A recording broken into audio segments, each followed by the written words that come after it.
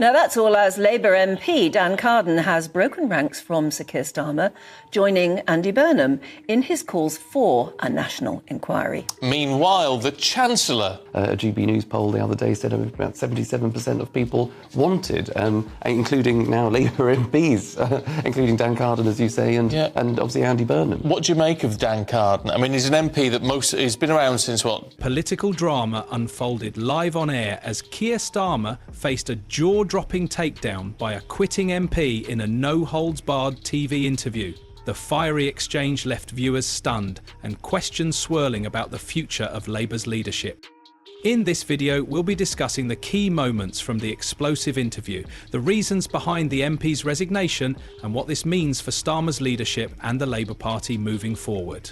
Let's dive into the details of this brutal political showdown. Let's crack on, because it's been a PR disaster for Labour this week. Nigel Farage has reignited that debate over whether there should be a national inquiry into the rape gangs.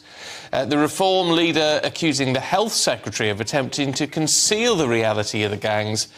Hey, quick favour before we move on. If you find this political content interesting, go ahead and like the video and subscribe to the channel. Most of you watch without subscribing and it's free, but it helps us out so much. Have you done it yet? Thanks a ton for the support. Now, let's get back to the video. This stage, we've got Simon Danchuk, who's a former Labour MP for Rochdale. Somebody wrote an article in the Daily Telegraph naming two Labour MPs now deceased who warned him that he must not mention the ethnicity, race or religion of the perpetrators of the Rochdale grooming gangs. The nation was rocked by revelations that sent shockwaves through the political landscape. Former Labour MP Simon Danczuk made explosive allegations against his own party, accusing senior Labour leaders of pressuring him to stay silent about grooming gangs during his tenure. The controversy escalated further when billionaire Elon Musk entered the spotlight, using his massive platform to demand accountability. Musk's pointed tweets accused Keir Starmer of complicity in what he called the rape of Britain, spotlighting Starmer's tenure as the head of the Crown Prosecution Service, CPS. The stage was set for a political firestorm. The reality is, you've been smashing your head against a brick wall about this for years, haven't you? Yeah, that's right. I was the bit of context. I was the MP for Rochdale 2010 to 2017. The Rochdale grooming scandal blew up in 2012. It was the first I'd heard of it. In Rochdale, Rochdale, yeah, absolutely. And then from there on in, I campaigned intensely for 3 years in every aspect, raising questions, raising issues on the floor of the House and everything else. What surprised me, first and foremost, is that Jim Dobbin MP, Labour MP, very senior MP in terms of his longevity in Knighted Parliament. by the Pope? Yeah, absolutely, yeah. Between 2008 and 2013, Keir Starmer served as the Director of Public Prosecutions, overseeing the prosecution of crimes across England and Wales. It was during this period that the nation grappled with a harrowing crisis involving grooming gangs. Despite mounting evidence and public outcry, many cases were either overlooked or mishandled. Critics have since pointed fingers at Starmer's leadership, arguing that his tenure failed to deliver justice for countless victims and allowed the crisis to spiral further out of control. He gave me some sort of fatherly advice. He'd been an MP for a long time. I'd only been there 2 years. And he said, listen, Simon, just, you know, we were at some event. He said, don't mention the ethnicity. It could cost us votes.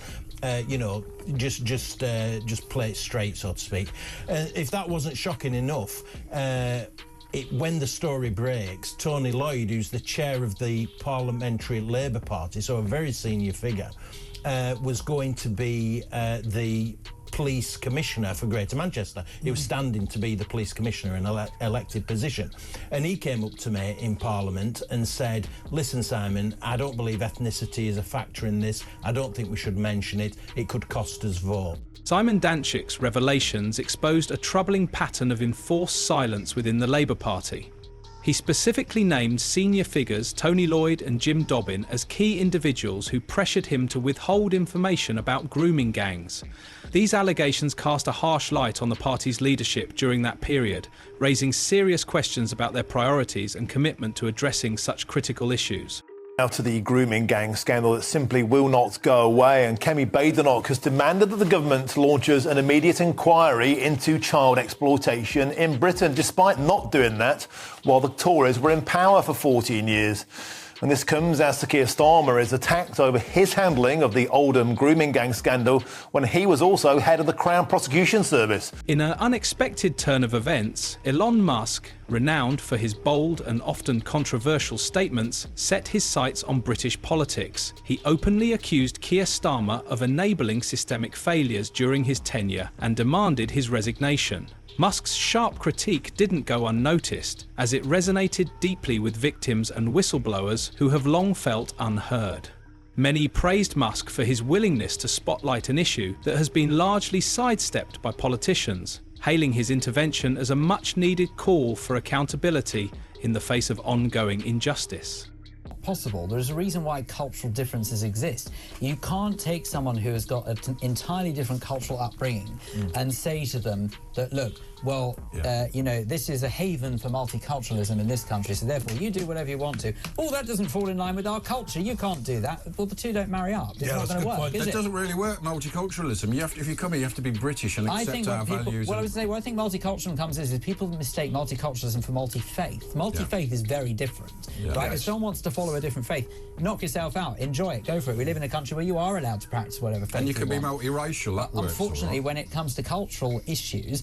Elon Musk, primarily known for his ventures in technology and space exploration, has entered the UK political scene with sharp criticism of Keir Starmer. Musk's comments on social media have escalated the discourse surrounding Starmer's role in the child grooming scandal, by calling for a national inquiry and even suggesting drastic measures like dissolving Parliament. Musk has positioned himself as a vocal critic of the British establishment.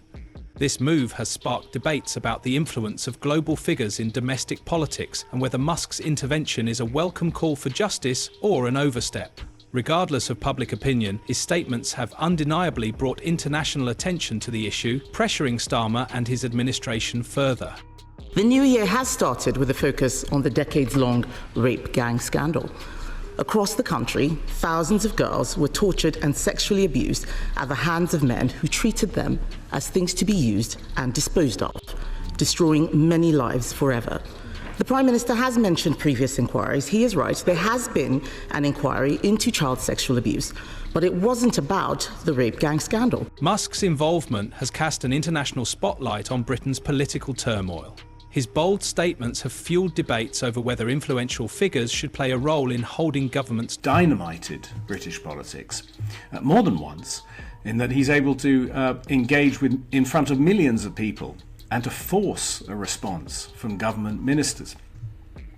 And intervening in the case of the grooming and rape gangs scandal is only the latest, and in effect, elected politicians in Britain and also the bureaucracy are now accountable to one of the world's richest people. Amid the unfolding controversy, survivors of grooming gangs are finally finding a platform to share their stories. Prominent whistleblower Sammy Woodhouse publicly praised Elon Musk for shedding light on their plight, acknowledging his role in amplifying their long-overlooked voices. Many victims expressed deep frustration over years of government inaction and hailed Musk as an unexpected but powerful ally in their ongoing fight for justice.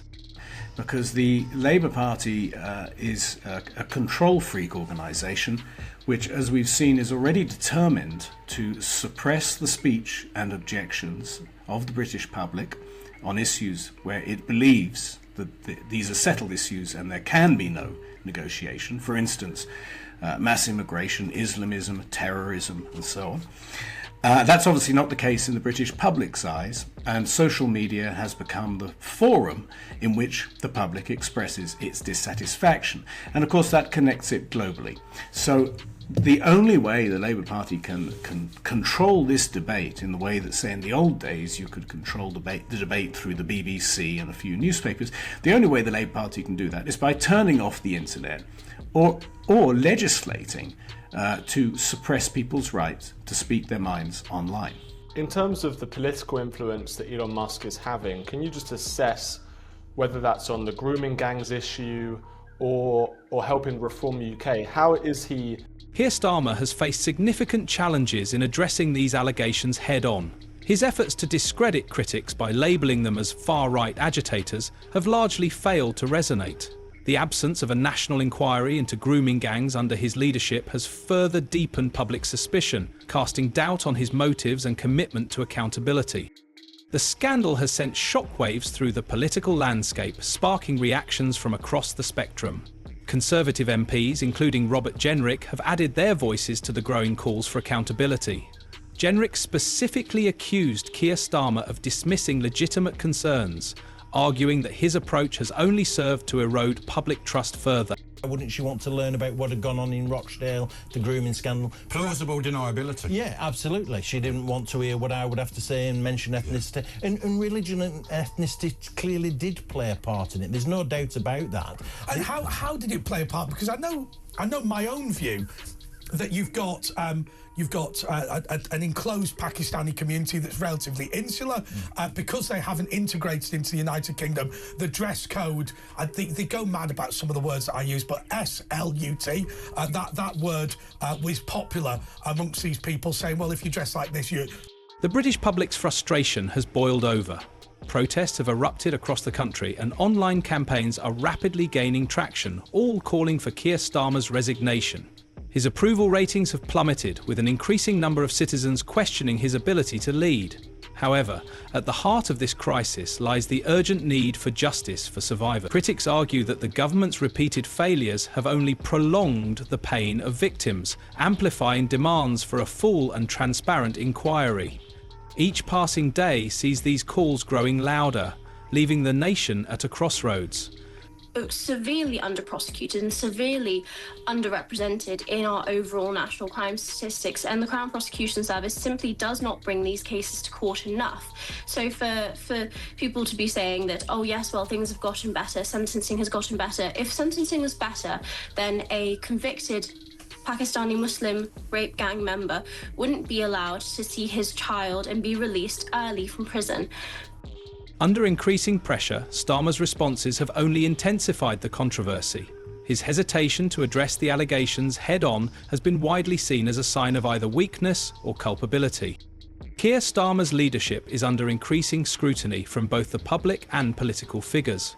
Recent allegations regarding his actions during his time as head of the Crown Prosecution Service, CPS, have sparked widespread condemnation.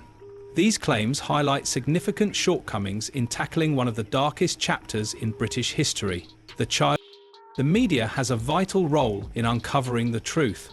Investigative journalists and whistleblowers have been instrumental in exposing these issues. Yet, lingering questions persist about why these stories were kept hidden for so many years. Mr. Speaker, I'm shocked that the Prime Minister would say that actions were not taken. He knows full well that we accepted 18. He knows full well that we accepted 18 of the 20 recommendations in the J inquiry and went further, launching a gangs task force that found 550 more perpetrators. That shows that there is still work to be done. Public outrage continues to grow amid accusations that Starmer's administration prioritised political image over the safety and welfare of vulnerable children. Social media has become a powerful amplifier for these concerns, with countless voices calling for accountability and transparency. This surge of dissent underscores a deepening mistrust in Starmer's leadership and his capacity to address the nation's pressing issues effectively. Unfortunately, when it comes to cultural issues, there are going to be divisions, and frankly, in this instance, quite rightly so. The problem is, Simon, this is the elephant in the room. There is effectively a feeling that the Labour Party, rightly or wrongly, is afraid to offend the Muslim community. Therefore, they think the white girls are... Former Labour MP Simon Danczuk's revelations have added fuel to the controversy surrounding Keir Starmer. Danczuk claims that senior Labour leaders, including Starmer, were complicit in a political cover-up designed to silence discussions about the identities of those involved in the grooming gangs. He alleges that high-ranking figures pressured him to remain quiet during his time as an MP, revealing a disturbing pattern of prioritising political power over moral duty. These allegations point to a broader systemic failure within the Labour Party and raise questions about its commitment to justice. The implications of such a cover-up extend beyond politics, impacting the victims and their families who still seek accountability. In the Labour Party for decades. Yes. And I'm... Oh, sorry, I'm just going to interrupt you there, just to say, so you are not just a former Labour MP, you're a former member of the North West Labour Executive Committee, former Labour councillor, so they might not like you for some of the things that you've said, but you have a bomb-proof background in the Labour Party. Oh, yeah, no, exactly, and that's probably why I'm not a Labour Member of Parliament now. I mean, this isn't a coincidence. No. And when I say but this... also, you're quite a decent sort of chap, so... Well, that's another reason why they perhaps don't want me in there, but there's no doubt about it that they were concerned about losing votes over this issue. They saw multiculturalism a price worth paying for the abuse of these girls. Some Labour politicians, I would say. How many of them are cowardly? Amid the political drama, the voices of victims and whistleblowers have become more prominent. Survivors of the grooming scandal, such as whistleblower Sammy Woodhouse, have expressed gratitude to figures like Elon Musk for bringing renewed attention to their plight. These victims have long felt abandoned by the justice system and ignored by political leaders. Their stories underscore the human cost of political failures and challenge leaders like Starmer to confront the long-lane consequences of their inaction. The path forward remains unclear. Starmer's leadership is facing relentless scrutiny, with mounting demands for a national inquiry showing no signs of fading. The British public is demanding transparency, and above all, the victims are owed justice.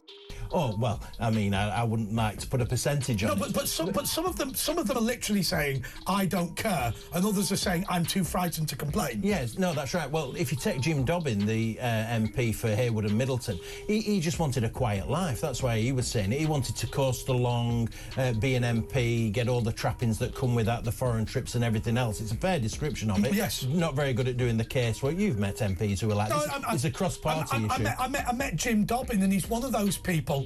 The scandal engulfing Keir Starmer marks a pivotal moment in British politics, forcing the nation to confront critical questions about leadership, accountability and justice.